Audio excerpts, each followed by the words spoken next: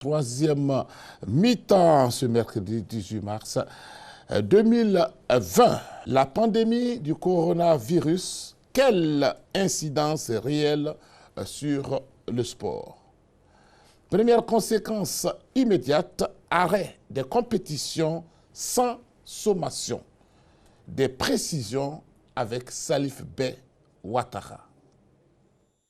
Rudy Gobert, Kevin Durant, Daniel Rugani, Mikel Arteta, Eliakim Mangala, Blaise Matuidi et bien d'autres stars du sport testés positifs au coronavirus. La panique a vite gagné le monde sportif face à la propagation du virus Covid-19, poussant même les grands championnats de football à opter d'abord pour des matchs à huis clos avant d'arrêter complètement les compétitions. La quasi-totalité des clubs européens a opté pour l'isolement total de ses joueurs. Ce mercredi dans la matinée, certains clubs ont commencé à avertir qu'il y aura des répercussions financières, empêchant notamment le paiement intégral des salaires des joueurs. Sans spectacle, plus de sponsors, plus de passion les week-ends sur les aires de jeu et pelouses. Magla Diop. Le monde aujourd'hui, avec le melting pot, le brassage des populations, avec les voyages et autres, donc il y a des populations qui quittent ailleurs et qui importent certaines pathologies. Et donc il faut être beaucoup plus vigilant. Je pense que nous devons tous suivre les instructions du gouvernement. C'est Koudi. Moi, je suis très inquiet parce que la maladie a parcouru le monde à une vitesse grand V. C'était la Chine, ensuite l'Italie, et la France et l'Espagne. Alors, quand on voit le nombre de morts, quand on voit qu'il y a 200 000 cas à travers le monde, quand on voit aussi qu'il y a eu 497 cas en Italie morts dans ces 24 heures, c'est dire quand même qu'il faut être inquiet. Il ne faut pas banaliser la maladie. Elle gagne énormément de terrain. À nous d'être vigilants. Et souvent, en Afrique, on banalise toutes les choses. Monsieur Choualé demandait. Là, c'est une grave crise. Le maudit virus a provoqué une crise sanitaire, économique, financière et sportive. C'est du jamais vu. Donc je pense qu'il faut prendre cette menace-là, cette pandémie au sérieux. Et il faut vraiment faire très attention parce que là, ça n'a rien à voir avec Ebola. Ce que nous vivons, ce que le monde est en train de vivre est vraiment dramatique.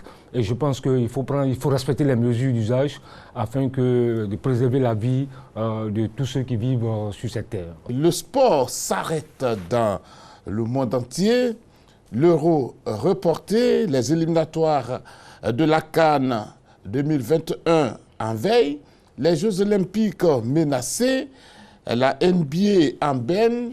La panique a-t-elle gagné tous les sports? C'est le temps qu'on a mis, à mon avis, pour pouvoir tout de suite prendre les dispositions qui m'a un peu gêné quand on sait que l'OMS savait déjà que cette maladie touchait quand même aux poumons, aux voies respiratoires et autres. Tout de suite, la FIFA devait prendre les mesures et puis ne pas déjà penser d'abord à des matchs à huis clos avant aujourd'hui de prendre des dispositions aussi drastiques. Une situation assez catastrophique. Je prends l'exemple, ce matin, sur une chaîne cryptée, ça a été dit, le club de Montpellier a dit qu'elle met à partir de lundi tous les joueurs en congé et un chômage partiel. Pourquoi? Parce que lui, Laurent Nicolin, le président, a dit, à partir du moment où il n'y a pas de championnat, il n'y a pas de rentrée financière, pas de trésorerie. Donc, tous les salariés de Montpellier seront en chômage partiel. C'est dommageable. Parce que, quand je prends un exemple, j'écoutais Nathalie Boy de la Tour, la présidente de la Ligue française, qui disait comme ça que c'est près de 20 millions d'euros de pertes en droits télé par journée, soit près de 13 milliards de francs CFA. Vous voyez, 13 milliards de francs CFA de pertes par journée en termes de droits télé. Et aujourd'hui, toutes les familles du football s'interrogent.